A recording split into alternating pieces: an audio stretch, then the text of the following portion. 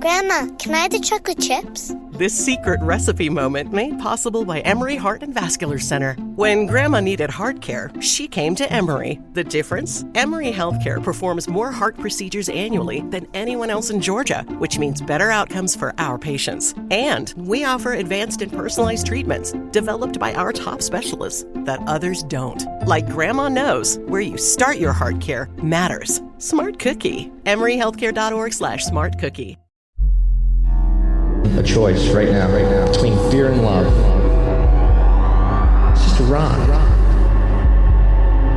Out of the dark night of ignorance and into the shining light of truth. Expanding reality. A population of citizens capable of critical thinking. We don't see things as they are, we see them as we are. There's a level of reality where everything dissolves into an ocean of energy. We empower our experience by insisting on our authenticity. That's very profound. Very. Expanding reality. Welcome to Expanding Reality. I am your host, Brandon Thomas. On this episode, we have the honor of sitting down with Mark Olly. Now, his book, Crystal Skulls and Human Heads, The Mystical History of Glass and the Extinction of the World, will be dropping March 1st. So all the ways to find him linked in the show notes, of course, guys. Phenomenal conversation. We cover human origins. He destroys evolution, and it's amazing. Creation theories, this advanced race that could have been here. Also, time travel. I'm not going to ruin it, but it's a phenomenal thing. And of course, crystal skulls. We cover that, and it's fascinating, guys. So you're just going to love this episode. You're going to love Mark. So all of the ways to find him, like I've already said, will be located down in the show notes. If you would like to check out our affiliate links, Food Forest Abundance is linked down there, as well as Libsyn if you want to start your own podcast. And then if you're going to buy anything on Amazon, hop it through our link. It helps the show. Also, if you would like to expand your experience with us here on the program, you can do so at expandingrealitypodcast.com. That is also going to be linked down in the show notes. A lot of changes going on at the website, guys. Make sure that y'all just at least pop by there and say hi and take a look. Lives are being republished there. We're doing some live stuff going on there, so a lot of stuff is changing. So dial in. Some big things are happening. But for now, let's get to this amazing conversation. Absolutely incredible. Again, I just cannot tell you how much fun and amazing this was. So I'm just going to shut up and let's get to it. So without any further ado, let's welcome Mark Olly. Yeah, go on your marks, get set. Everybody out there listening, this is an awesome episode already. Mark Olly and I are hanging out. You wrote an incredible book, of course, Crystal Skulls and Human Heads. I cannot wait to get into this with you. So let's just go for it, man. So tell my audience just a little bit about yourself, sir, if you don't mind. Okay. Mark Olly, I'm a UK archaeologist and television history presenter. I've done things for ITV and Sky. I've been doing it for quite a long time. As we were chatting about it earlier, I'm also a musician. I'm in two bands at the moment. We tour regularly. I was professional for about 21 years. I do that more in the background now. As I'm getting older, that's the only thing with archaeologists. You see, the older you get, the more interesting you become, because we're into these old things, you see. So, the moment I'm writing books, as you know, there are, I'm trying to think about this. I think this is the fourth one actually now that's out. There's Disappearing Ninth Legion, which is about the Roman legion that walked out of York, never to be seen again. The Life and Times of the Real Robin Hood, which the chairman of the Worldwide Society said is the best Robin Hood book ever written. But if you go looking for that, it's ROBYNHOODE. So if you go on a search engine, try and spell that one correctly. Revealing the Green Man, which is quite a good bestseller. It's made the bestsellers a few times on Amazon. And now, Crystal Skulls and Human Heads, The Mystical History of Glass and the Extinction of the World. So here we are. It is so cool. I can't wait. Your work is fascinating. And so I'll definitely link Robin Hood in the bottom and all the ways to find you, of course, guys. So all the ways to find him, check the show notes. You guys know how this works. And of course, he's with Flying Disc Press. And so yes, Flying Disc, yeah. Your family already, man.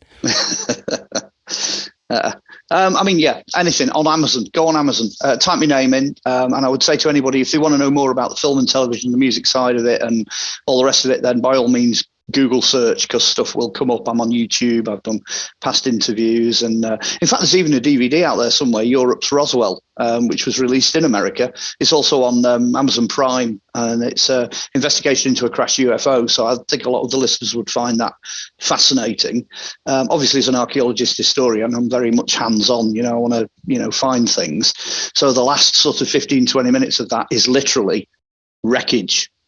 So forget all the stuff that you never see. It has actually got an end to it. It's got a beginning, a middle, and an end. You get to see the bits that we recovered. So that's an interesting one. Europe's Roswell, it's called. It's been out around a while. Yeah. Go have a look. Definitely. So all the ways, of course, guys, you're a fascinating guy. You check all the boxes for a phenomenal show here. And so I'm very, very excited about this. So I don't let you down.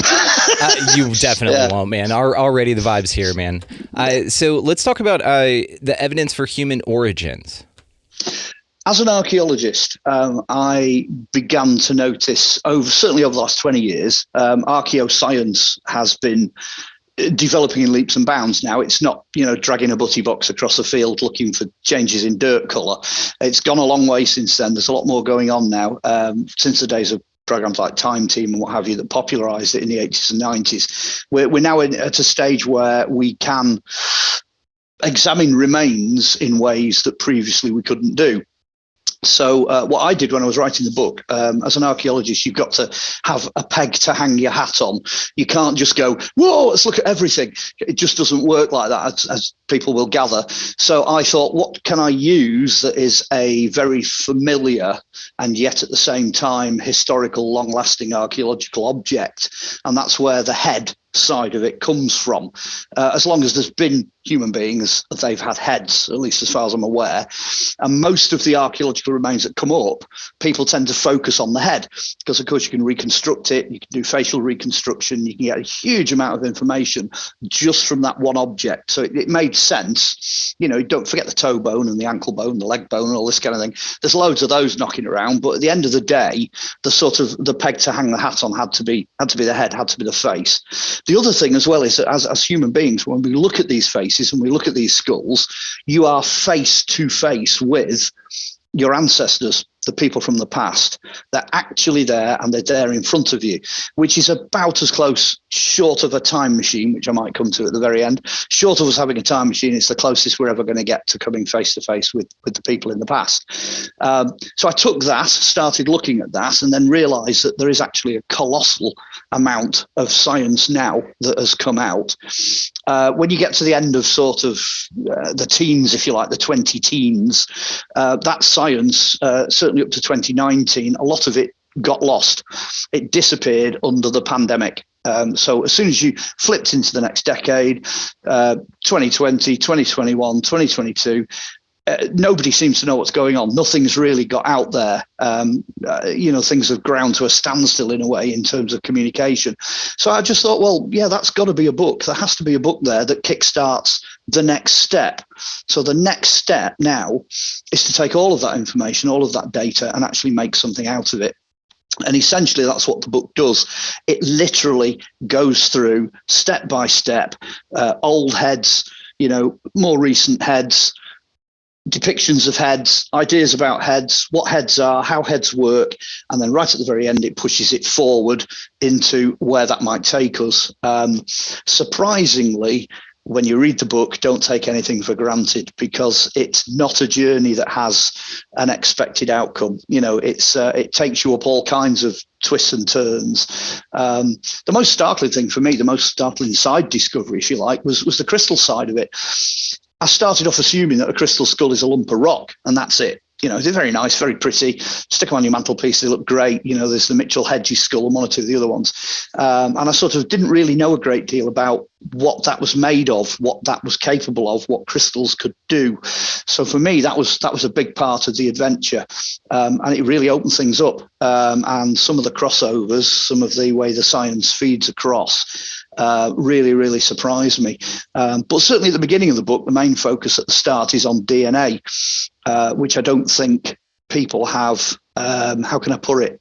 There's a kind of an unwritten rule. There's an unwritten rule, if you like, amongst science, archaeology, history, all the rest of it, that you don't annihilate somebody else's career by putting something out there, that wipes them out before they reach retirement age. Consequently, this has held things up tremendously because people are living longer. So you might have someone who's 70 years old. So something discovered 70 years ago that completely destroys their theory or completely upsets their paradigm.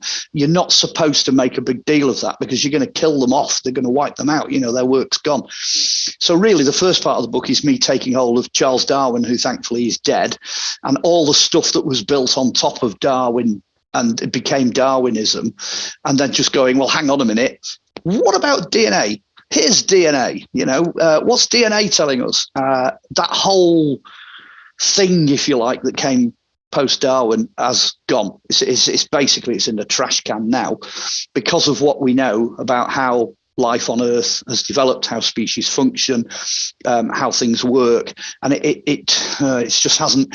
Somebody all those years ago planted a seed thinking they were going to get an oak tree, and they didn't get an oak tree. They got a Californian redwood. They got something completely different. The whole thing that's grown out of the science and grown out of those ideas and theories has not gone where I don't think it's gone where they expected it to go. So the opening part of the book, really, I spend a lot of time trying to sort of move people away from what they're used to. The popular idea, that T-shirt, with a little tiny fish going up into a monkey, and then the monkey kind of goes up into, some guy that looks a bit like a gorilla who eventually goes up to some guy who's obviously pumping weights, at the end of it. That has gone. That just does not exist. It's complete science fiction. Which, having said that, half the world are going to go, yay, somebody's saying that at last. And the other half of the world's going to get a double barrel shotgun and want to, get rid of me. It's not a great way of being popular, even though it's right. So that's kind of where the book's going, and that's where it starts. It kind of starts with that whole looking at ancient people and the DNA information and the information about people that we've got that's coming out now. Now, this is something that's so interesting about the scientific community. And yeah, you hear about this. You hear about guys who have tenure or something like that, where there's papers that people want to publish, but they're up and coming or whatever. They're subordinate in some respects, and they won't publish those findings, or they hold on to it, or just don't release it at all, or just destroy the information, or alter it in a way that doesn't perturb the original facts, which would negate the entire thing. So there is an interesting bit of politics that's involved in science, which makes people like me very leery of scientists, because anyone can be bought at this point, is what I think that a lot of us have figured out. Yeah, that's come out of the pandemic. The science goes where everybody does something for a living at the end of the day, and that's essentially where science has gone. It's gone now to a stage where it is just as much an industry, as the guys who used to dig for coal, or the bloke who drives the bus, or, put it in context. Yes, they have a lot of toys and skill, intelligence, qualifications. You can't belittle them in that sense. But if you looked at it completely independently from a sort of social point of view, the guy that's cleaning up the road and, gets rid of the trash and gets rid of the rats and all the vermin and what have you, is just as important in many ways to a functioning society as the guy who's sat in his laboratory, discovering that, silicon dioxide mixed with, nitric acid does this or whatever.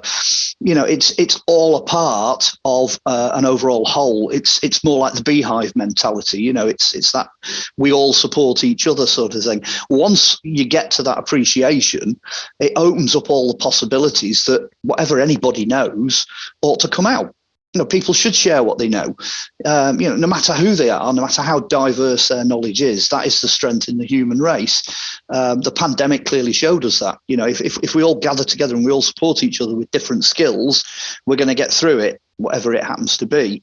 And that's in the book as well. There's a very strong, very, very strong backbone, if you like, running through the book that basically says no matter how diverse the book is, at the end of the day, it's that diversity that's going to get us through, not the idea that we can genetically modify society to suddenly all be the same, because that is never going to work. The universe, the galaxy, the planets, our planet, nature, everything is not in any way, shape or form uniform. So it's not so much a case of mankind, going on mankind's insecurities to try and narrow everything down and pigeonhole and box it. What we need to do as a race is appreciate diversity and get used to being uncomfortable, and getting used to things opening up. And that's one of the big emphasis behind the book itself, is to say, for goodness sake, this book's coming from an archaeologist. It shouldn't be coming from me. It should be coming from some guy who's like on a par with Stephen Hawking. You know what I mean? That's where it should be coming from. But at the end of the day, it's not. It's coming from me because I'm diverse. That's what I am. I'm a all inclusive, and that's how I like to be, which is something archaeology does teach you. I mean, going back to that again, once you're digging on a dig site, which is the remains of another human race from days gone by, everything confronts you. You have to face whatever comes up on that dig site. So you've got to be very much multidisciplinary. And the science as well now makes it possible to be multidisciplinary. I don't just jump in a hole now with a trowel and scrape in the sand until I pull up a piece of pottery. You know what I mean? I've got to know that all the things I'm doing, I've got to accommodate where that's going to go after me, because it'll all go off to science. It'll go off for analysis, carbon dating, etc., etc. But the book's very honest about that as well. I've tried it as much as I can be, to be honest. I'm kind of renowned for saying the things that other people in my profession don't say. I'm very shoot it's a duck. You'll have found that from the book, I would imagine, especially to do with dating and things like that. The whole profession, the whole history and DNA and archaeology and everything, the whole profession likes to be able to say, oh, we know exactly how old that is. It was 10,542 BC in the June. It's kind of, that's what they like to be able to say. It just 99.999% of the time, it's just not like that, and the science, I say it in the book, every 10 years or so, the science modifies, because we're just basically getting better at it. But as I said, the point I suppose I'm making is that back to where we were, that they need to throw out the old and bring in the new, so that we're developing and we're moving forward at a reasonable speed. We need to pick up the pace a bit now in the 21st century. The Victorian excuses don't wash anymore. We need to sort of get on with it, So yeah, there you go. Once you get me going, you can't stop me. Well, I love it, and it's perfect. And your perception is why I want to have you on the show. Your approach to this professionally is what I enjoy the most, because you at least have hubris and you at least know how the system works. And instead of, let's say, for instance, someone like a Stephen Hawking, let's say, allegedly would have a pretty difficult time accepting new information that would have shattered, air quotes, his career, rather than like you being open-minded. I bet if somebody came up to you and said, hey, we found something that actually negates your entire work, you'd be proud, you'd stand by him, you'd say, you know what, I discovered this, but because you discovered that was the reason they actually found the actual truth to it. You know what I mean? So you're still credited as part of this, and there's no ego in that. There shouldn't be, especially in scientific discovery, because everything is based on this.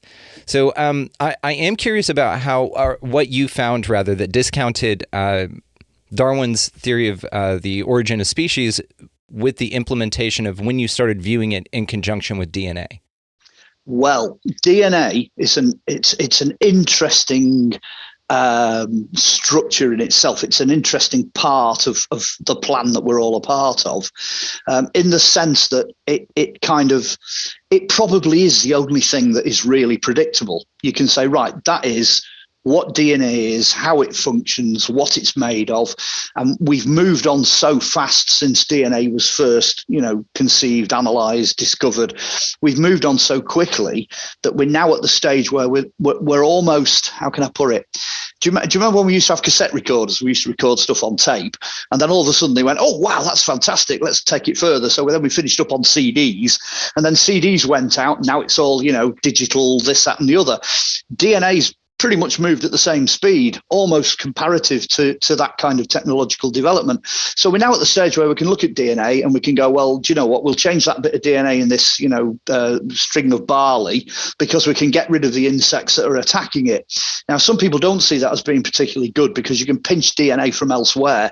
You could nick a piece of, something out of a pig's DNA and combine that with, a certain breed of apple to produce an apple that, is resistant to the kind of things that you find out in different environments, etc. So the mix and match kind of thing with DNA, we're at that stage where we kind of understand it. The concern there is that we're sort of playing with it, we're sort of messing with it. What's come out very, very quickly, very early on, is certainly in nature, once you know what that DNA is, it doesn't suddenly one day become something else. So that T-shirt with the, fish turning into a monkey, turning into a person, turning into us, does not work. We're actually only one chromosome away from a pig. So if Darwin knew that, Darwin would have gone, well, maybe we evolved from a pig. And people would have gone, yeah, that's possible. It's vaguely possible. But we're nothing like the monkeys, nothing like the gorillas, nothing like the chimpanzees at all. And I think I kind of sort of mentioned it in the book that there were other racial issues, shall we say, in the Victorian era that people were leaning towards, and they took hold of that and they used that as justification for a lot of the things they did back then, which is just out of order. In the 21st century, we can't support that. It's insupportable. But in nature, if something mutates, if the DNA does mutate, most of the time that mutation doesn't survive. If we mutate it, so we create a GM crop or whatever and we shove it out in the real world, that doesn't survive either. So it's beginning to look like, and I'm jumping ahead of the science now, but it's beginning to look like you can't improve on nature. It's like the DNA fits perfectly wherever you find that DNA, which then means that when you start looking at different species and you look at the theory of evolution, et cetera, it just doesn't work. One thing does not turn into something else. You don't have a cat turning into a bird that turns into a dog that turns into whatever. We didn't develop from bacteria. We didn't develop from worms and things like that. But now we're onto dangerous ground, because all the beautiful confidence that humanity had, that's how everything was. And you look back down the years of time and you go all the way back to the beginning, and, it's a fabulous pattern. It's a wonderful, wonderful, wonderful piece of science fiction that makes us all feel really comfortable. But it isn't true. It's not true. What the DNA and early species and early peoples are showing us is that everything seems to have been designed to fit wherever it is. Everything is right. It's perfect. And at some point, something went wrong. Now, whatever it is that went wrong was big enough to affect the entire planet. So, again, only in recent times, very recent times, have they discovered that there's a socking great meteorite crater under Antarctica. In fact, it's down to the United States, actually. I think it was the US Geological Survey did the ice sheets in Antarctica. And when all the data finally came back and it was analysed, there's this socking great big crater. There's another one, which is the entire of the Gulf of Mexico. That whole Gulf, the whole of the Gulf of Mexico, is a huge crater. Now, I've been down there. I've been to the Yucatan Peninsula, had a look round, no doubt about it. Something came down and flattened it. Now, those kind of impacts, which, again, make us feel really uncomfortable, because, one day you might wake up and go, oh, look, there's one. You know what I mean? This is kind of on that level, you know what I mean? Oh, dear, how long have we got before that one hits? You're into disaster movie territory. Well, there's plenty of evidence to say that this happened. Something smacked into Tunguska in Russia in the 1920s, and you kind of look at all these things and you think, okay, it's making us feel a bit uneasy, but it's that uncertainty. We have to embrace that uncertainty. Something definitely happened. It upset the apple cart, and then give Darwin his due. What he actually did right about modification and survival of the fittest, in a sense, it's adaptation. So he instinctively knew that something had gone wrong, and that all the species, that's everything, from fish to farmers, everybody had to change. Everything had to change to accommodate those cataclysmic events. The question then that I was left with is, well, I wonder what it was like when it was perfect. Mm-hmm. Where did we start? Where did this all begin? Which was a nice point, really, again, getting back to human heads. It was a nice point to come back to the human beings that may have been back then, and then further back, and then further back again, and so on and so on and so on. And it does look like we've gone around in cycles. It looks like there's been perfect, and then nearly perfect, and then not so perfect, and then, well, okay, that's acceptable, and then it's getting a bit less acceptable now, and then things are devolving, and we know that that's a mechanism that exists in nature. So that comes as no surprise. Things get older, things deteriorate, things decay, etc., and that happens on a huge scale. I'm sure if there's any astronomers listening out there, they watch planets and galaxies decay. Everything eventually goes through the same process. So it's I think in ancient times we had an enormous respect and appreciation for the mechanics, the mechanisms that were involved in nature and in the planet and in the universe. And what's happened somehow in the last couple of hundred years, perhaps since the Industrial Revolution, we suddenly think now that we're superheroes and we're powerful enough to be able to override all these things, and yeah, pride before a fall, that's my concern. I know as an archaeologist, entire civilizations have vanished. Aztecs disappeared, the Egyptians disappeared, the Roman Empire collapsed, maybe all for different reasons, but, in that sense, nothing lasts forever. So I suppose there's a message in the book that's kind of saying to humanity, don't get too cocky, don't get too comfortable. Don't park your feet by the fire just yet, because, it might not be that comfortable, the ride in the future, Hence the zip line, the end of the world, because the mystical history of glass is the unveiling of perhaps the structure of things. Then the end of the world is you've just got to accept it, but the end is never the end. I mean, there's always stuff left. There's always more to go on and on and on and on. It seems to rebirth itself each time. Maybe not as good as the time before, but again, it just carries on. Beginning, loads and loads and loads of ends, and then the end. I don't know when the end is going to come, but hopefully not too soon. Hopefully not. I'm having a good time. This is a cool place. I'm enjoying myself. Yeah, I like being here. Yeah, right. Well, I am curious then, because Darwin's work sought to identify the origin of species, specifically mankind, right? And so if we didn't come from monkeys, and what Darwin was showing us was just an adaptation based on climatic issues or challenges that humanity and actually all of the species of the world, from farmers to fish, as you put it, very nice. What in your mind then would explain the origin, or is that what you're out to do? Or you don't have to have a stake in the game. You could just say, well, I don't know what it is, but it's not that. I try to nail my colours to the mast, because if I knew for certain, what a fabulous conclusion to the book that would be. So I wrestled for about 3 years to try and get an ending to it. And prior to that, I used to do this thing as a PowerPoint. It started off as a PowerPoint presentation that lasted about an hour. It's the only PowerPoint that I've ever done, because I've done loads of them, hundreds of them over the years. You get to the end of it and it doesn't have an end. It's never had an end. So I thought, let's try and have a nice, comfortable end, because people like nice, comfortable endings. But I think I'm leaning more and more towards the idea of, intelligent creation structure of some form, which, to the religious, that's like, it's God, it's a creator, it's whatever.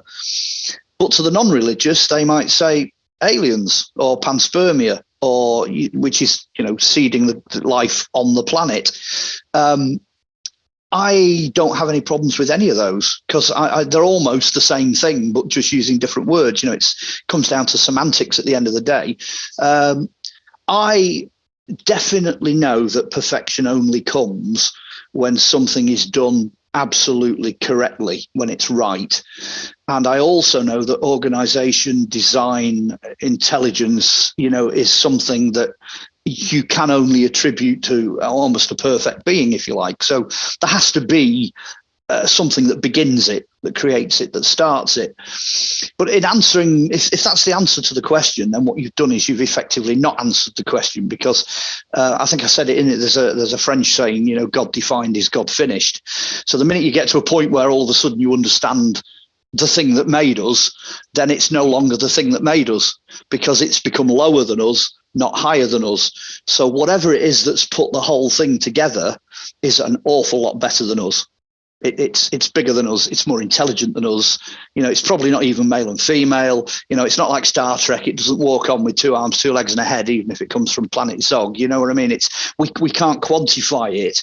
Who knows what this thing is? It might just be pure intelligence in a gas cloud. It's beyond us to know what that is.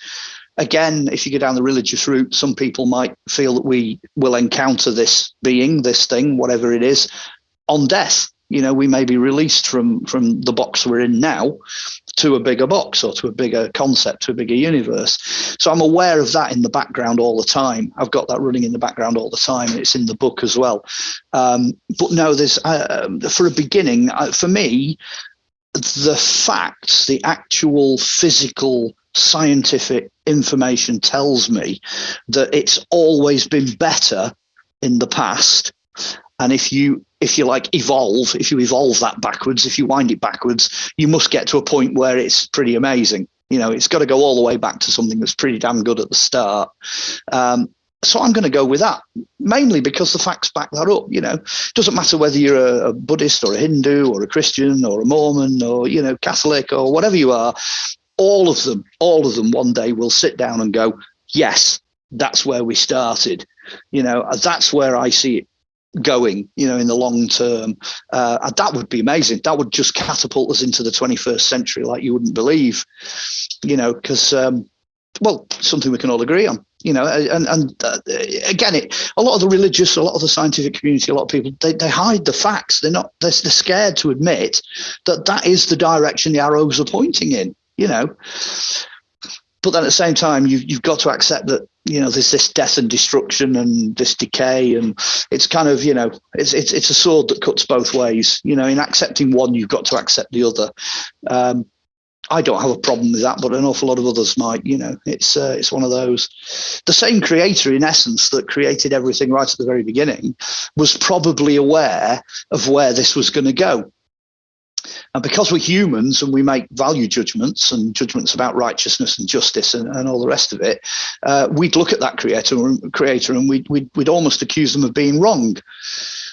But how can we? Do you know what I mean? It's like, we're not even in the same league. It's not for us to make those calls. And I think if people could get to that position, it'd just be a better world. Everything would be so much better.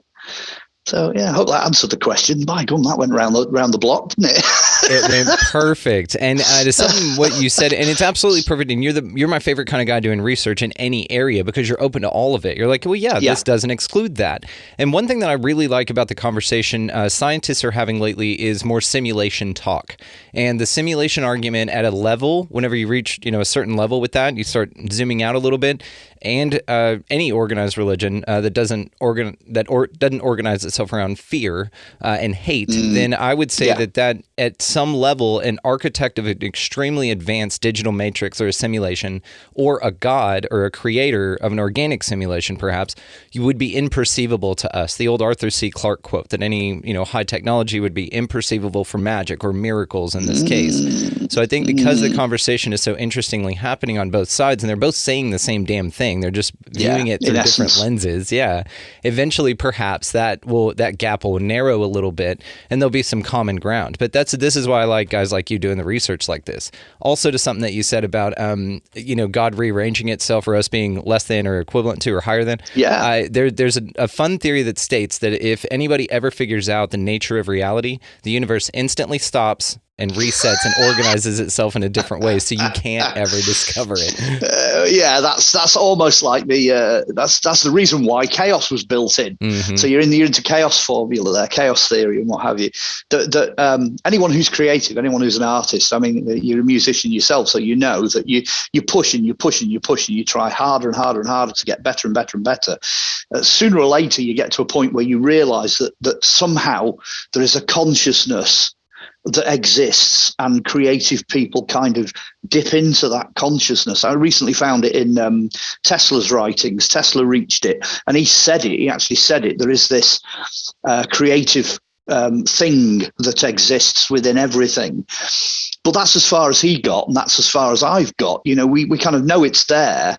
But I think I say it in the book, there's so many things that we know are there. We know about eternity and omnipotence and omnipresence, and, we know about time and mathematics and this, that, and the other. But there's a point, as you rightly say, there's a point beyond which we can't go. There's a barrier. So the harder you try to be creative, the harder you try to push in. The Einsteins, the Teslas, the Hawkings, they've all tried to push in. But as you say, it's like a fail-safe. The harder you push in, the harder it pushes back. There'll be a million scientists on planet Earth that listen to this, and they'll all be going, yeah, we've been there, we've done it, we've been sat in a lab. All of a sudden we've thought, wow, this is really where it's going, and then they've thought, oh, but hang on a minute, we don't understand that. We don't know where that's going to take us. We can't go any further with that. Anyone that does advanced mathematics, the same thing applies. It gets to the point, where you just can't go any further. It won't allow you to go any further with the resources and the physical existence that we have. You just can't get past it at all. But we know it's there. It's, eternity in our hearts. But what does that mean? We can have conversations on those levels, but not really understand what it's all about. You know it's in your head, but you don't really know it in your heart. You can feel it in your spirit, but there's no physical evidence that you can apply. There's no, back to us all being very structured as beings. We like things to be, even on a bigger level, we like them to be established and easy to comprehend. But nah, it's like nailing jelly to the ceiling. It really is. And I like that analogy. This is where the idea of as above, so below goes. And we anthropomorphize a lot of the systems in place here as things that must happen out there because of the as above, so below principle. But perhaps it's not like that at all. Maybe it's just so far out and so crazy that we just have no idea what's going on. I don't know. Some of it's like that. I found that was perhaps the best analogy to use when we were talking about, in the final chapter of the book, I talk about the idea of escaping from the bounds of the planet. Mm-hmm. And the only way really that you can look at the upper atmosphere is to look at how things settle out in a tank of water. Dump a handful of soil in a bucket or drop a handful in a glass of water and it settles out. You get all these different layers, different levels. Turn that upside down if you possibly could. And that's basically what your Van Allen belts are. The bigger the stuff is, the further out it is. The smaller it is, the closer it is. So again, it's the as above, so below. It is things do function according to rules. That settling out in liquid is the same as things settling out in gravity. It's the two things are operating the same, and it's easy to appreciate that. That's easy to get a handle on. So some things like that, yes, some things are easy to understand, but the idea of firing something out through that's another issue. I'm not a massive fan of the idea that we can get out past two Van Allen belts, radiation, and goodness knows what else. You'll find that in the book as well. It's very hard to chuck stuff out. The idea of outer space actually is the gap between the two Van Allen belts. Most stuff never gets out into space. And then you could do another program on did we land on the moon? Did we get out there? What's that all about? You could do an entire program just on that. There's a colossal amount of evidence coming out that it didn't go the way that NASA would like you to think it went. But now you're into the UFOs and the conspiracy side of it. We're into all of it all the time, brother. So yeah, and I'm right there with you. And NASA, a lot of us think stands for never a straight answer, or not a space agency. And so we need to have a NASA chat, man. So I'm going to leave that part on a cliffhanger, but I really, really want to ask you about it. But we have just tons to cover here. So I just want to ask you just a philosophical question back to what you said just real quick, because it was very interesting to me that you said that the closer we get, the more it pushes back. And I agree with you.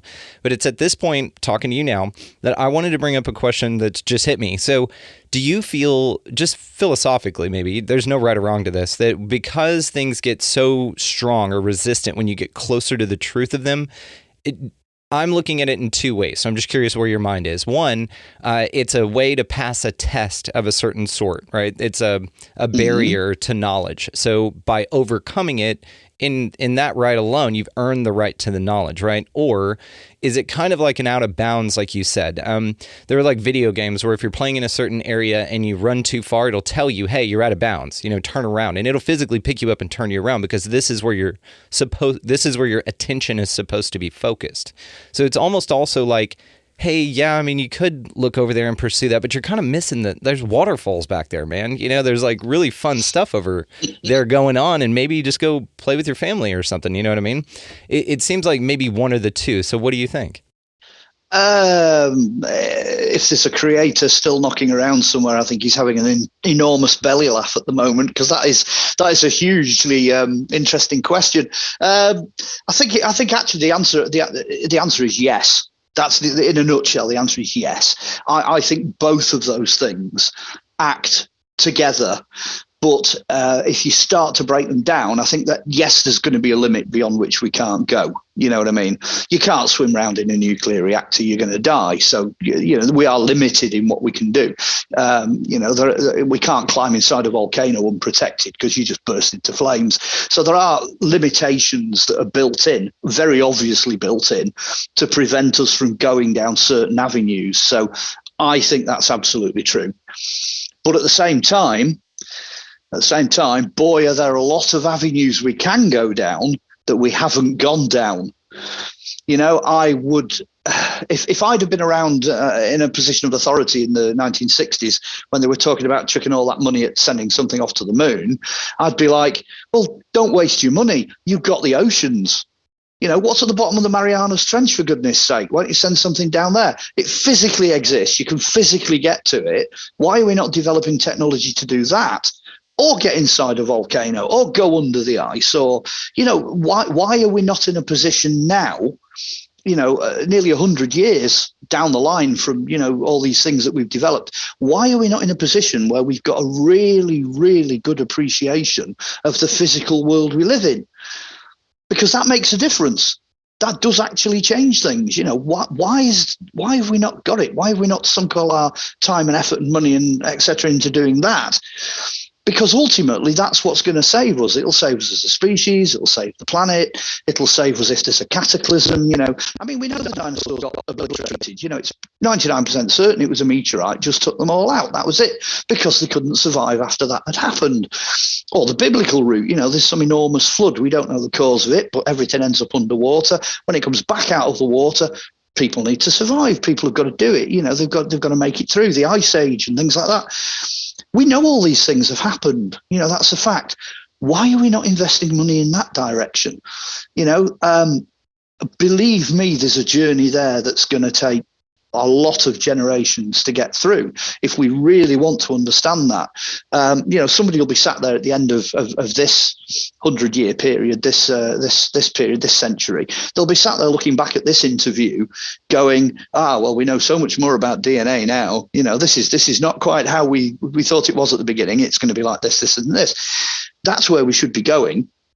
Not looking at, shooting a tin can with a couple of guys in out past the Van Allen belt at a rock that doesn't appear to have anything on it, if you assume that we can do that, and spending an enormous amount of time and effort and money doing that. Why bother? Profits and benefits a relatively small number of living human beings on planet Earth compared to what benefits we'd get from the other direction. So I think, like I say, the answer's yes to both directions. I think in one direction, there's a limit. And as hard as we push it, I don't think we'll ever break through. It is like that boundary around a computer game where you can't leave the platform. And then at the other side, yes, there's so much more. There's so much more. Maybe the answers that we actually seek are more in that direction. Time, space, relativity, gravity, whatever we can do, that's what we've got to play with. We know we can work with that. So that's where I'd put my money. That's the direction I think we should be going in. Actually, I'm also going to assume that is the direction that we are genuinely going in. But a lot of the twaddle that you hear about, and indeed a lot of the stuff that does physically happen, but doesn't really have a good reason to happen, a lot of strangeness that goes on is covering up where they're going. That direction. A lot of it is smoke and mirrors, because they don't actually want you to know what they're doing. They don't want you to know where that road takes them, because it's to their advantage for you not to know. It could even be to humanity's advantage for you not to know. If you can throw a spoonful of sugar into a chemical reaction and it creates a black hole, you don't want little Johnny doing that as his science experiment.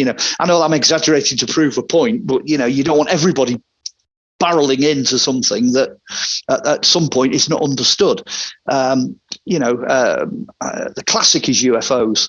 We had an incident over here because I live between Manchester and Liverpool, so we've got airports, lots of airports. Manchester, there's a big hill at the back of Manchester called Rivington, and it was classic UFO territory. People used to sit there, and there were actual close-up photographs of triangles with big lights in the middle and a light on each corner, and they were whizzing back to and doing all kinds of gymnastics over Winter Hill, and it was going on for years, about 7 or 8 years. And then the Ministry of Defence came out and just went, yeah, we're testing stealth aircraft. That was it. But it suited them for everybody around here to think they were UFOs, But they actually just came out and went, yeah, we've got them. There was photographs of these black triangle things coming out of aircraft hangars. And that's what they were doing. They were supersonic aircraft. That's all they were, covered in stealth. But the lighting configuration underneath, people thought they were UFOs doing all these gymnastics over the local hill. That's a typical sort of cover-up scenario, if you like, where they just keep something going because they basically just don't want anybody to know what they're up to. But then the next question then is, with films like Men in Black and stuff like that, are they kind of showing you what the future is, without actually telling you that they've already got it? It's already there. When I did Europe's Roswell, the UFO crash, the stuff that we fished out, the wreckage, they couldn't identify it back then. It crashed in the 80s. The wreckage turned up. We had it analysed, and I did the documentary in the 1990s, and nobody knew what the hell it was. I had no idea whatsoever. Now, it looks like it was a primitive form of graphene attached to duralumin, which is a form of alloy that's used in fighter aircraft. But we didn't know what it was back then. And even British Aerospace couldn't tell us what it was, because it's come from some form of secret vehicle that has crashed, and it's obviously fragmented. But we physically had it. So, it wasn't some kind of strange alien thing that, came from Mars or whatever. We physically had it. And 30 or 40 years on, we know what it is now. It's finally come out. I think a lot of things that we're seeing now will have the same outcome. The same thing will happen again, because I can't believe that they're just pumping all this money into chucking tin cans out into space. That's not what it's all about. It's not at all. They want you looking sort of that way instead of looking this way. That's what it's all about. The answer's here. The answer is out there somewhere, but it's down here. Definitely. I feel the same, and I feel also that it's probably a few things. It could be contrived, the narrative, let's say, if it's not accurate and it's not what they say, and they are hiding something. It's probably definitely the actual structure of this place, like what this place is actually made of and what it is. Let's say if it's flat, this is why people have arguments about flat Earth or not, or maybe like a realm or something like that. But that is what it seems. And the more they fake things, and the more obviously they fake things, a lot of people have pointed this out. NASA gets $57 million a day to do whatever they're doing. And so if they're lying about stuff and they're green screening things, a lot of their budget does not go into their special effects, because whoever they're hiring for it is awful. My nephew could do way better, and he'd only charge you like $100 or something like that to do. So I'm with you on this, and I think that it is a deliberate disguising of information. I would say it's definitely, like you said, man, pointing you in the wrong direction. And whenever you really do look within yourself instead of out there and all of this, it's a great metaphor for, spiritually, this is what people talk about. This is where the changes occur and where the real knowledge is, exactly back to what you said. So I'm fascinated by the perspective. So excellent. I want to talk about some skulls. Okay. Head is an interesting one. I'm very fascinated about elongating skulls. Can you talk to us a little bit about that? Okay. Where do I dive in? Okay, well, let's pick up the conversation logically from where we've left off. At the end of the day, most people assume that if it's a very large capacity cranium, it probably has something to do with aliens. That's the assumption, but it is only an assumption, because at the end of the day, we've got those skulls, we've got them, and we've got depictions of them, we've got models of them. The whole elongated cranium thing physically exists. It's here on planet Earth. It's in a number of different societies. The Celts had it, the Egyptians had it, Genghis Khan and the Huns had it. And most shockingly, those same people appear in America, on the American continent. So it does kind of shake the narrative a little bit in terms of American history. Very, very, very recently, they analysed some of the Paracas skulls, and they came back either European or Middle Eastern in origin. That's the DNA, essentially. I've paraphrased that tremendously, so if anybody's out there, please don't shoot me down for that. But in a nutshell, that's how it's looking. That's their trail, if you like. That's where it takes them back.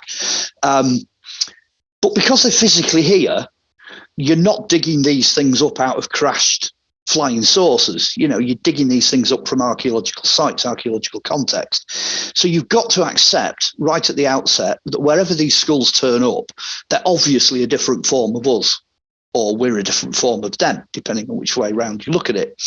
And as the DNA is coming back, that is precisely what's coming out, especially the reliable science and the reliable DNA coming from South America and the Paracas, etc.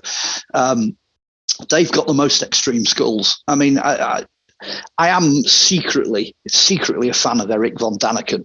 I know that name, brings terror into the scientific community. But what I always say to everybody, at the end of the day, he popularized and publicized the identification and the release and the bringing out of that information. Yes, he got bits of it spectacularly wrong, but who cares? Because at the end of the day, what a publicist, you know what I mean? And some of the photographs he's got of the triple capacity skulls are just out of this world. We're now at a stage where there have been reconstructions of these super beings as they are.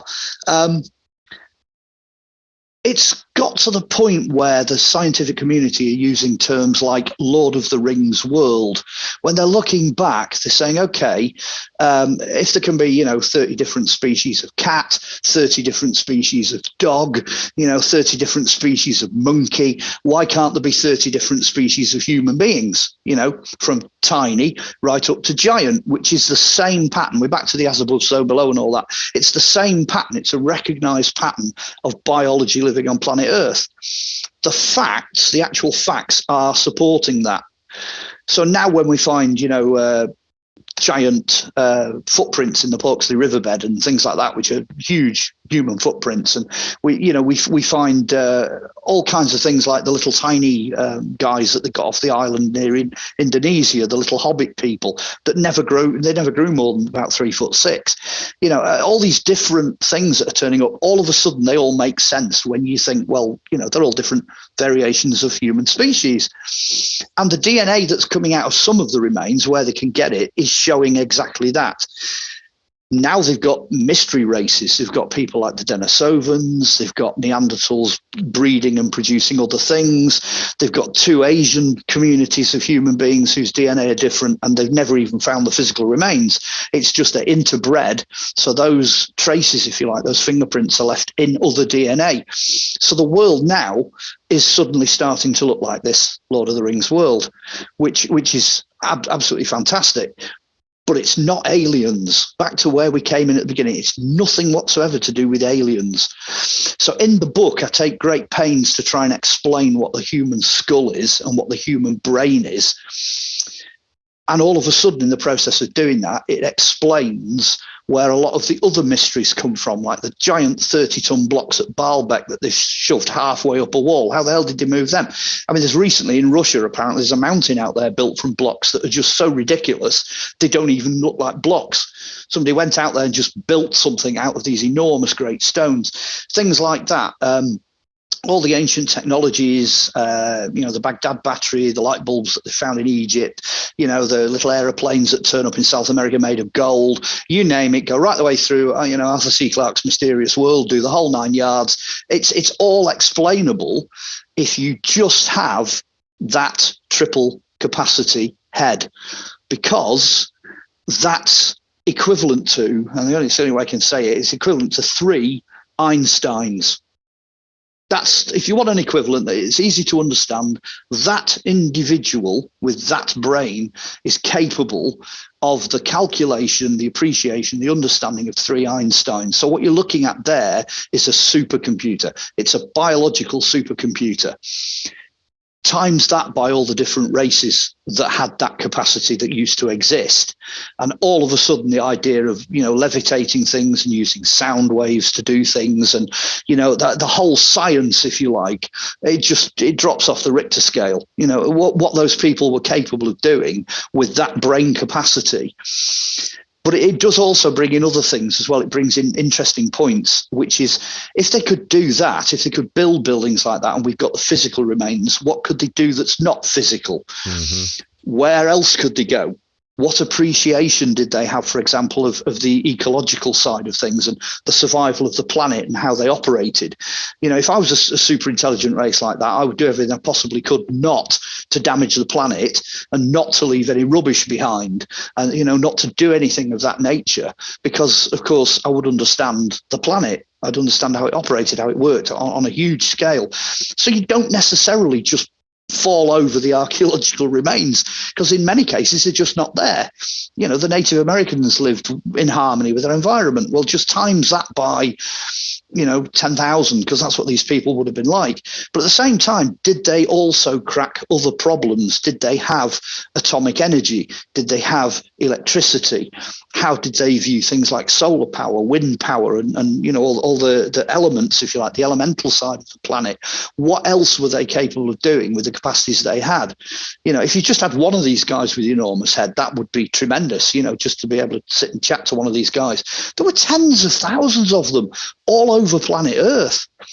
They would have pulled up the entire planet literally by its bootlaces. They would have run this place in a way that we simply couldn't. At the end of the day, my only conclusion is that they were, in the book in particular, that they were so intelligent, they were so super intelligent, they realized that their own end was inevitable. That I think they reached a point where they realized that there was not enough of them genetically or physically to continue in the way that they previously would have done. And then they would also have had problems with us. Archaeologically, wherever we go, we tend to wipe out the opposition. So you've then got this other race, this violent, nasty, kind of almost thuggish race that's out there to get everything it possibly can. All the things that are bad about the human race, they'd have just spotted that immediately. They'd have seen that coming, a wave of that coming at them. And I think they just thought, well, do you know what? Death's not a problem to us. We don't fear death. We don't fear ducking out of this place. This place is programmed. It's going to go where it's going to go. You know, whatever set this place up did it right. So if it's the right time for us to bow out, we'll bow out. I think that's how they went. I think they literally went gracefully into the night. They just went silently into the night and ducked out. And what we're left with now, I mean, the Pracus skulls, some of them are as recent as 300 to 500 years old. So we've only recently lost them. That's what's really sad. That amazing race, especially the Pracus, have only recently departed. So all the knowledge, everything they had has just gone. I mean, I have trouble remembering where I leave things around the house. You know, these guys probably remembered 30 generations back. You know, they'd have been able to sit down and tell you all the stories, all the information you needed to know. They'd have been able to do all that just from memory. They didn't have to write anything down. The guys that sat in the observatories out in South America planning the heavens, mapping the heavens and all that, they'd have just done most of it in the head.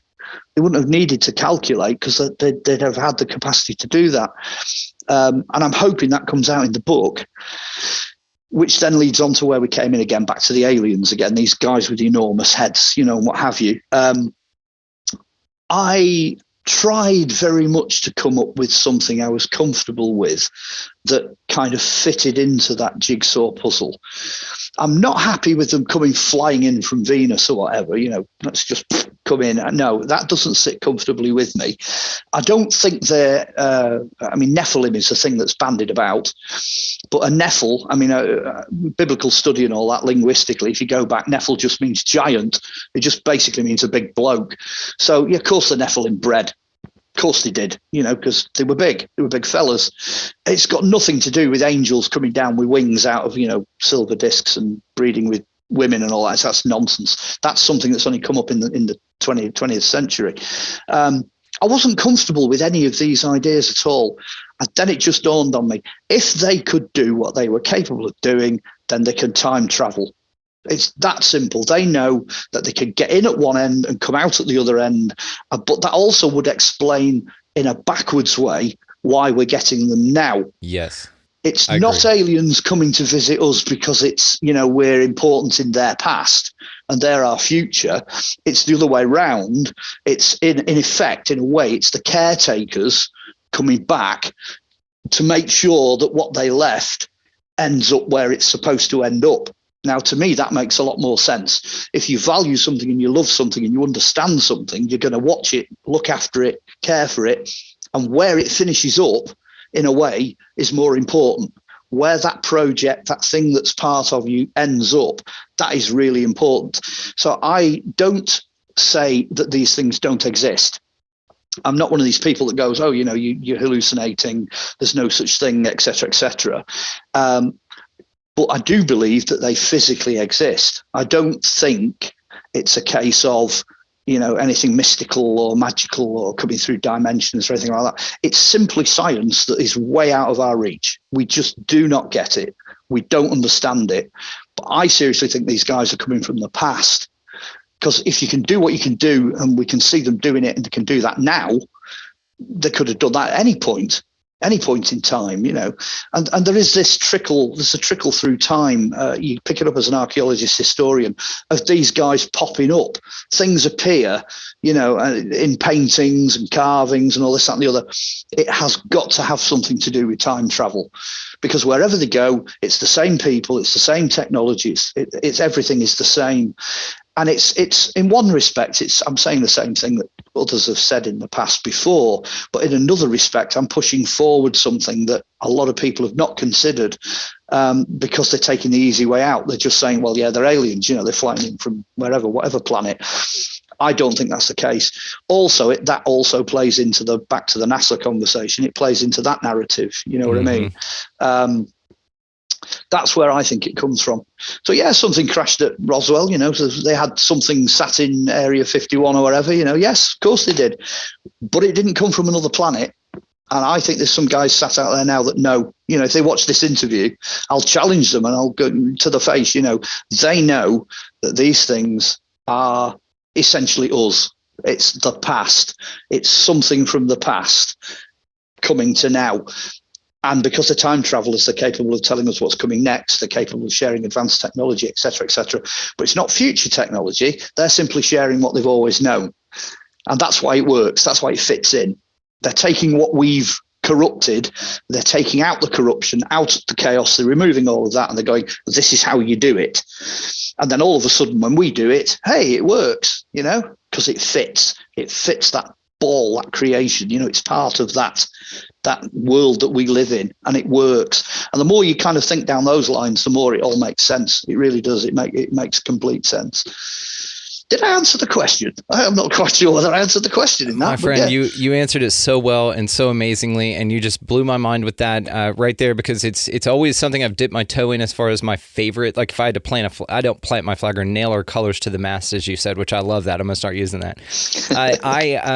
We don't do that here, but one thing that I love is marrying the interdimensional philosophy. I know Paul Askoff came on the show also with Flying Disc Press, and then as well the Kinsella boys, Ronnie had him and Philip on recently again, and Ronnie was talking about something that blew my mind as well about UFO crashes in general, because I've always wondered, just curiously to myself, why they crash, why we're able to bring them down. If they're so highly advanced and technologically crazy cool, why do they allow themselves to be taken down, is how I've always phrased it to myself, because I felt like that's what was happening. Ronnie came up with an awesome idea with this, and then they're doing it on purpose. They're leaving things, almost like breadcrumbs, like you said, they pop in throughout history. And we've all in the community thought that it was the U.S. government, perhaps, and it might still be. This doesn't exclude them from that, but doing what we call predictive programming, meaning where they put the and it started with War of the Worlds, and they started introducing the idea of this to other people, but they say that they come from other planets because they don't want to scare you, and they also don't want to let you know that time travel is real and a thing, because then people would be asking pesky questions like, well, why don't you just go back and keep Jesus from getting crucified, or why don't you go back and fix the whole Hitler thing, so maybe there's something like that, which also ties into another theory I've got about the entities themselves and how they communicate with us. There's an example I use on the show a lot about the movie The Matrix. And in that movie, there's a scene where Morpheus, the protagonist, goes to meet something called the Oracle, and she tells him that he is not the one, but he is the one. But the person who is supposed to give him the most knowledge and wisdom and truth, he thought, was the one that lied to him. But what he needed to hear was the lie so that he could become the one.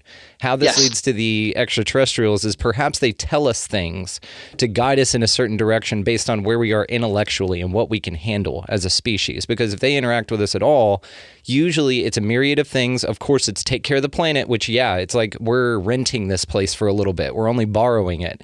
So they're like, we're going to want that back. So make sure you take care of it and get rid of your nukes and stuff. Also, they tell people that they're from the Pleiades or other star systems, but you would want to let people know that or tell people that and disguise the truth that there is time travel because, again, of the same pesky questions of suffering and horrors that could be avoided ideologically.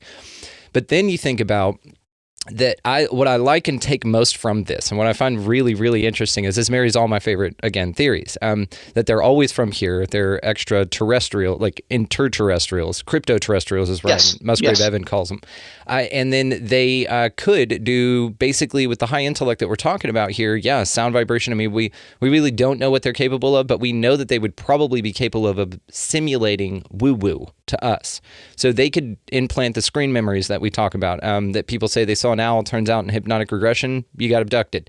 So to this point, what I mean is, the point I'm making here would be that perhaps they could implant in our minds the idea of multiple races of different entities visiting us from other places. So they could alter the way we see them. Now we're going to show up as reptilians to people, even though we're only these elongated skull guys from a long time ago. Now we're going to show up as Greys. Now we're going to show up as Pleiadians and look like Fabio. We're going to go mess with this Billy Meyer guy for a little bit. There's all of these things, and this is what one of the things makes me think about, because then it's back to what I've kind of leaned toward more than anything, which is like it's all the same damn thing. Could be like a version of Jinn or something, to where they're just not being honest. I've never trusted the phenomena. You know what I mean? I've never just blindly gone, oh, yeah, what you're telling everybody's true. And it could be something as simple but as glorious as this right here. So I love your hypothesis, man. It swallows up a lot of what you've just said as well, because if it is a Lord of the Rings type world, then everything you've just described is possible. Any one of those creatures could travel through time in those machines, from, lizard men to giants to midgets to whatever, because they are that diverse. In the past, that's how that is. And the second thing that comes out is as you say, you could go back if you wanted to and change history, but I think the rule is that you can't. You're just simply not allowed to, because of the chaos that would result from that. So if they are from our past, then they are from this world, and to some extent, while they are so far ahead of us in terms of what they're capable of, they still have to play by the same rules. And that's what comes out when you look at abductions and crashes and all the different things that they do, and hypnotism and implanting and scientific experiments and all the sorts of things that they get up to. They are still essentially only doing the same things that we do. That's all they're doing.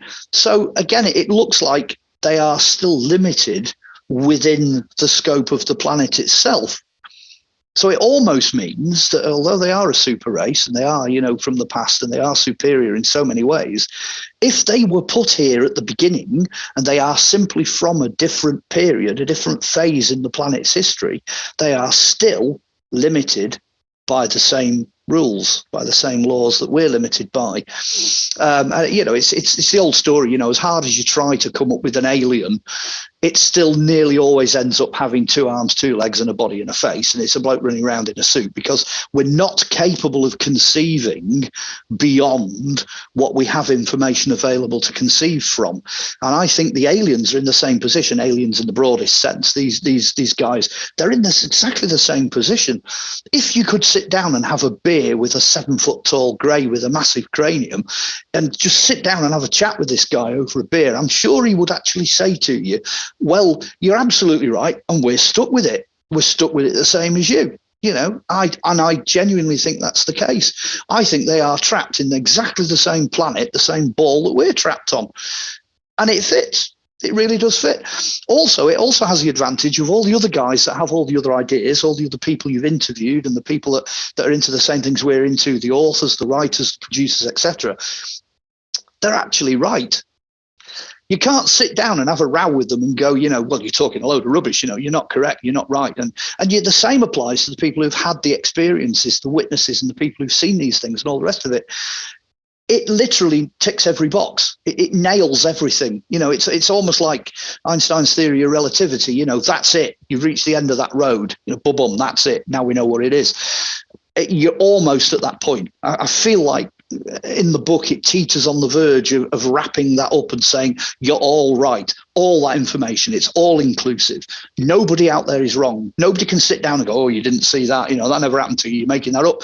Because actually, there is that possibility that they're right. It's always there that, and I think if people got behind it and started to think down those lines and they unified and started sharing information, you might actually end up with about, 16 different species that, keep turning up. I know there was a thing with the shapes of UFOs in the 1970s. People were trying to look at them, and I think they came up with about 40 different varieties or whatever. There was a chart. It was like a UFO spotting chart.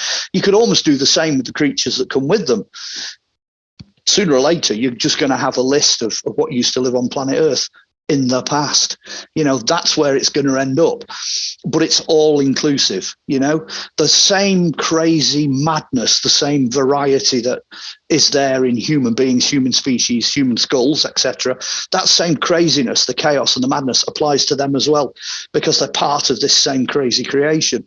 They're just not from this particular paradigm, this time period. They don't function like we function. They don't think like we think, but they're still made of the same stuff. I end the book by saying we're all stardust. We are, we're all made from the same material that the rest of the cosmos is made from, etc. So are these guys. They're made from the same stuff. Once we get our head around that, I think we could literally take the whole UFO community and just move forward. We've got a clear direction and a clear vision, and clear way ahead. That could change, long after I'm gone. It could change what happens in the next century, the way people move on and look at things. For me, a turning point was George Adamski, Flying Saucers Has Landed. My dad had that on his bookshelf. He had a first edition, and I pulled it off. I think it's 1953 it's published or whatever. And I always go back to that because that's where my interest in UFOs started. I think it was about 7 or 8 years old. And I think in my lifetime, where we've come from that book to where we are now. And again, what I'm saying about time travel and about the way these beings are and the information that's come out and starting to come out now, we've moved so far from that book to where we are now, but the book is still valid. It still includes that, those strange looking flying saucer photos that are in there, and the stuff that was photographed against the moon and all this kind of stuff. None of it's wrong. None of it's wrong. It can be encompassed within the bounds of the idea that they are just another variety of us that just know us an awful lot more than us, a sort of a lot more than we maybe will ever know. And it does go back to the book again. I'm plugging the book here. I'm doing a really good job of plugging the book. I usually don't. I usually go way off piste. I usually end up, goodness knows where, but it does go back to the guys with the big heads, the human supercomputer. I know if people read the book, they're probably going to get to the bit about human heads. They're going to be like, why am I reading this? Why do I need to know how many plates make up a skull and, which bits of the brain do what, or, whatever. When you get to the end of that chapter, and you move on to the stretch head guys, it really starts to make sense, because some of the bits of their heads that were bigger than ours mean that the areas that we know about also are bigger. They expand. The different glands that you have, the different areas in the brain get bigger, and you start to think, well, some people have religious visions and they have religious experiences, and God talks to them, and you've got Moses up the mountain and he's chatting away and all the rest of it. What could these guys with the enormous heads do in that sort of department? What were they capable of where their religious consciousness sat in their heads? It does raise that question. Were they psychic? Could they read minds? Could they levitate? Did they have X-ray vision? Could they just speak to God like he was on the end of a telephone? Where does it take you? Because it's all bigger. Everything's bigger. So, that's where I came down at the end of it with as an idea that these guys are just made of the same stuff as us. They're just coming through. So, yeah. Well, it's brilliant. All of your book is necessary, which, of course, guys, linked in the show notes. Highly recommend. I know we talk about a lot of books here, but this one is special and different. So definitely check it out. It is different. Yeah, it's just amazing, man. You're such a phenomenal writer as well. So, which makes it even more enjoyable, because you're not struggling with your writing style. You're enjoying your writing style. Oh, I love it. So I wanted to ask you about crystal skulls. So what role do they play in this entire story? Okay. The first skull that I really took any interest in was this fella. It's a copy of the Mitchell Hedges. Yeah. There it is. That's a copy of the Mitchell Hedges skull. I just thought I'd throw that one in. I started looking at the material, quartz, silicon. If I was an ancient race, why would I take the trouble to bother to make something like that? That is an enormous undertaking. It's just not easy. They reckon it could have took 20 or 30 years to polish the Mitchell Hedges skull to the level it's at. Under electron microscopes, there aren't any tool marks on it. There just aren't. They can't, there's no drill marks. There's no, it doesn't show where they filed the eyes out or anything like that. It's just phenomenal. So why would I bother with that? What's the key to all this? Well, it actually came by accident, the key to it, because I saw an article on some guys that had, I think it was 2013, down south in this country, they'd found out how to write information on glass. So they're making CDs out of glass, out of these glass discs.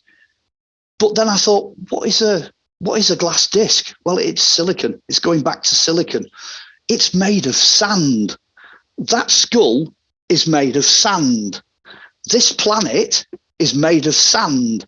The computer I'm talking to you on now that has silicon chips in it, and the lenses, the glass lenses, and the screen and everything, it's the same stuff. It's silicon again. It's going back to sand.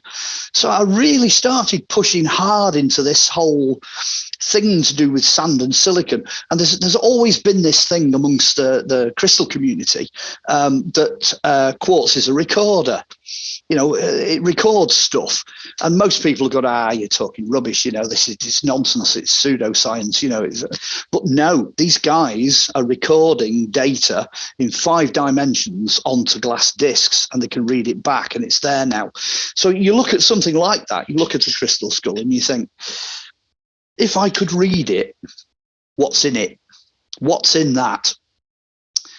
Then it gets even more interesting. Okay, this is where it starts to really get interesting, because not all crystal skulls are made of that type of crystal. Some of them look a bit more like this fella. This one's rose quartz. And you've got lots of other types of quartz. You've got citrine quartz, you've got amethyst quartz, that's what it is. And the more I started looking into it, you've even got things like carnelian, which isn't renowned for being quartz, but it's got a very high silicon content. Flint has got a very high silicon content. I'm like, wow, right, okay, I'm an archaeologist, I love this. There they are, sitting there in the cave mouth, smacking out these flint tools, and they're made of silicon. That's what it is, it's silicon. So it just absolutely started to blow my mind. And then the real clincher at the end of the day, they did a scientific modeling of planet Earth. And the biggest problem they've had is every time they stick a magnetic iron core into the center of the computer model, the whole thing just goes wrong. The planet ceases to function. It does not work with an iron core. And I can't remember the name of the guy, but some bright spark said, I'll tell you what, there's that much silicon knocking around. Let's try a silicon core. They've got it to the point now where they can tell you that the core of the Earth, the center of the Earth, to make it work, to get rid of, I think it's Olson's paradox, which is where everything goes wrong. The electric fields don't work, the magnetic fields don't work. To get rid of that paradox, that core is made of amethyst. So you are spinning on a lump. Hey, good man, yeah. There's a giant lump of that. Basically, it's the same as that skull over there, same as that. It's just quartz with impurities in it. It's capable of doing something that ordinary quartz can't do. It's just, I can't remember what makes amethyst, to be honest. I'm not quite sure. They know what turns it purple. But that's the formula they reckon is the core of the planet. So I'm thinking, now I know. Now I've got a reasonable idea why the Aztecs started banging these fellas out. This is a real one. That's why they chose quartz as the center of all things. The human experience of the planet through the head, through the face, through the senses, everything, the whole planet centers on quartz. Quartz is the key. And I got back to the point where, I mean, you can have silicon, but you can also have carbon. But carbon doesn't work on its own. Only silicon has got all the necessary chemical compositions and everything else going for it that produces life. It is literally, that is the key to our existence. And the next question was, who told them? How the hell did they find that out? You're talking about, you look at the Aztecs and you think, they lived in a jungle in the middle of, this Yucatan Peninsula and all the rest of it. How on earth did they cotton on to the fact that crystal is that important? Really is that important? And then there's always a kicker. There's always a kicker at the end. And the kicker is, you're not going to believe what doesn't develop if you don't have silicon. The brain. The brain? The brain. Silicon deficiency, a deficiency of silicon in a developing human being will cause your brain to fail. So it's actually essential to the human head. Now, that is a very recent scientific discovery. As we develop as human beings, as we're actually made, as we are created in the ovary, in the womb, if you don't have silicon, your brain fails. Damn. I'm going to tie this together with you for you right now in the most amazing way. Have you ever heard of the Arecibo crop circle? I've heard of a lot of crop circles, but not by name. You might, if you tell me what the design is, I might recognize the design. Yes, so we get loads of them over here. It's all good, and I'm actually just going to go ahead and I'll put it up in the video. So audio only audience, check for the video link in the show notes. Video audience right here is the Arecibo crop circle. Now, what this is it's basically a 10-point plan that we sent out into space first, by the way. So this is on a plate where it had all of our descriptive. I want to say Sagan did this, but I can't really remember, to be perfectly honest with you here. But what it means is we sent out an information out into the star system. It had 10 points on it, including where we're located, what we're made of, which is most important, and then a little kind of picture diagram of what we look like, bipedal. Yep. Okay. Yep. Well, where we had our carbon as our chemical makeup, we got an answer from a crop circle that's not human made. Well, not human from this time period made. Yeah. And it answered the 10 points all in order of how we sent them out with their own. It showed the star systems they're allegedly from, but also where chemical composition was, where we were carbon, theirs was silicon. So they're silicon-based life forms. So there's already a tie-in to this entire theory that's here on the planet. Well, that's it. In a nutshell, that's it. That is essentially it. It was the plaque that went out on the Voyager when they sent the Voyager probe out. Exactly it's the plaque that's attached. I think it was Sagan that did that one, as I remember. Mm-hmm. That would make a lot of sense. The chains that you can make, the molecular chains that come out of silicon, are you've got to combine them with other things, which is why that's essential for us, because that is the building bricks, if you like, the building blocks. Whereas carbon is it's a much simpler chain, and the carbon side of it doesn't function as well. It doesn't operate as well. But there's so much carbon on planet Earth. There's so much of it. I think it's the second or third most abundant created chemical or whatever. It's also to do with it being a solid and being a gas. You've got to have certain other things for us to be what we are. But again, it makes sense that if you take some of those things away, so you finish up with something focusing on silicon, then they would be fundamentally different. They would be very, very different creatures and very, very different beings, capable of different things, definitely capable of different things. But if there is a creator built all this place, then one of the first things that creator put anywhere was silicon. It was sand, it was glass, it was quartz, That's one of the very first things that happened at the beginning. There's even a theory that there's an idea in a lot of the ancient myths. They have this idea that the earth solidified out of a liquid. There's a lot of that kind of thing going on. The Egyptians had it. They had dry land coming up as a reed raft out of the liquid. In the Bible, it says that there was water and it was without form and void, and then everything else gets built out of that. From a chemist point of view, from a scientific point of view, that's what happens when you create crystals. They solidify out of a liquid form. So it's the fundamental building blocks. I do actually mention it. I do a reasonably good job in the book of covering it. But yes, absolutely. Yeah, that's fantastic. I getting a response back, in a way, the response doesn't matter whether it comes from another planet or another time. Again, it's back to the all-inclusive. We actually got a response. Yes. It doesn't matter where they got the information from the plaque from either. Whether it was the designer and they realized we'd sent it out and the information came from here, or whether they suddenly caught wind of it, when it got so many million miles away. It doesn't really matter. The point is we've got a reply, we've got a response. So in a sense, that response is really important, because it does mean that these things are, how can I put it, well, on our wavelength. They're in our backyard. They're not a million miles away from us, whatever they are, wherever they are. They're not that far away.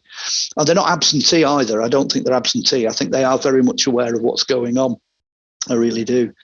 I love this idea, and I like it a lot because it marries a lot of other things that I think about as well as alternative history and how humanity is actually entropied over time, and we've degraded, we've de-evolved from these things rather than we are evolving into them, which that was kind of the hope before. That was kind of the light at the end of the tunnel with the future humans coming back in time machines is, well, we make it, at some level. Like we at least survive long enough for us to turn into these bulbous head things and come back with, play with our ancestors' beeholes, you know what I mean? So I think, though, that with this information that you're putting out, it's fascinating, man. Your book is phenomenal. Of course, all the ways to find you are going to be linked down in the show notes. We'll probably wrap it on this one, but I think this is fascinating, man. You're a delight. Yeah. You're a phenomenal guest, by the way. You're just amazing. You. So if people do want to find me, I'm going to make it about as simple as humanly possible. There's only really two ways to get me on an international level. One is to come and find me on Facebook. And my site's completely open. It's always been completely open. But I know Facebook has become dodgy and unreliable of recent times.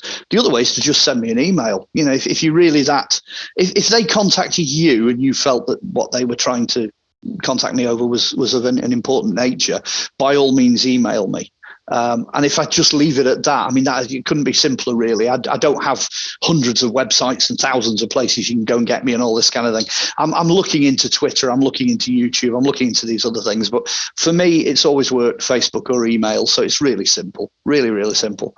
I like it. Keep it simple. And I'll actually leave you with what Dr. Michael P. Masters calls, because he has the theory that they're intertempestrials, that they are future humans coming back in time machines. But I love your thing because, again, it kind of shows to the ancient knowledge that we lost. Yes. And in a sense, it's important that time to them is not important. Right. It's irrelevant. Maybe they are from the future, but they're also from the past. But they're not. They're not from either. Yeah. Because time to them is just of no importance. It really is irrelevant. Exactly. It's like the saying in the joke in Terminator Salvation, one of the Terminator movies, Genesis. Okay. He says, when do we want time travel? And the other guy says, it's irrelevant. So because when you have it, time doesn't matter, right? Exactly. But I think this has been a phenomenal conversation. Like I said, I can't thank you enough for coming on. We have a lot more to talk about, so I look forward to speaking with you again in the future. Please. All the ways, both of the ways that you want to be found will be linked down in the show notes, as well as all your books as well. I'm definitely going to make sure that folks know about that. Yeah, so, Mark Olly, you're welcome back anytime, brother. Thank you so much, man. It has been a pleasure, and high noon in Texas again sometime. I really hope so. Really hope so. Thank you. Man, that's awesome. I love theories like this. I love taking my favorite one, which is, of course, y'all know this, future humans coming back in time machines and just flipping it on its head and making it the inverse. It's past humans that were way cooler than us coming future. It's like I made this comment to Mark off air, so I'll share it with y'all, but it's kind of like we're the kids that got left home over the weekend at our parents' house, and our parents are coming back home, and we had a party and just kind of screwed everything up. But anyway, so all the ways, again, to find him, linked down in the show notes. Make sure that you check out his book. It drops March 1st, Crystal Skulls and Human Heads, The Mystical History of Glass and the Extinction of the World. Fascinating stuff. He's a phenomenal author, and you guys will absolutely love it. So also down in the show description down there are our affiliate links. So Food Forest Abundance, make sure that you check those guys out. Libsyn, if you want to start your own podcast, that's who I host through. Could not recommend them more. And then as well, if you were going to buy any damn thing at all through Amazon, run it through our link because it helps the show. It's a simple thing. It doesn't cost you anything extra other than what you're buying, and it helps us. So check it out. Also, make sure that if you want to expand your experience with us here on the show, you do so at expandingrealitypodcast.com. That is linked down in the show notes. That's going to be where all socials, merchandise, Rockfin, we're doing lives. There's the Too Hot for YouTube that's free to watch on the website, by the way, and it's free to go there, so just go check it out. We're doing a lot of revamps over there, so come by and show some love. It's really cool stuff. So anyway, Go out into this beautiful place, whatever the hell it is, guys, and y'all pick up a piece of lita. Make sure that you're nice to everybody that you come across. It does not mean anything to go out of your way to smile at someone or to open a door or anything like that. It's a small thing, like buying somebody a coffee or a meal around you in line wherever the hell you're at, or somebody's groceries in front of you, something like that. Small things, massive ripple effects. Also, get out of the left-hand lane, of course, because it's a huge pain in the ass and you don't want to do that. And then above all and anything else, guys, go out into this beautiful, beautiful place, whatever the hell it is. And y'all just be good to one another. Thank you so damn much for listening. I'm going to say it again. Thank you so damn much for listening. We will see y'all next time.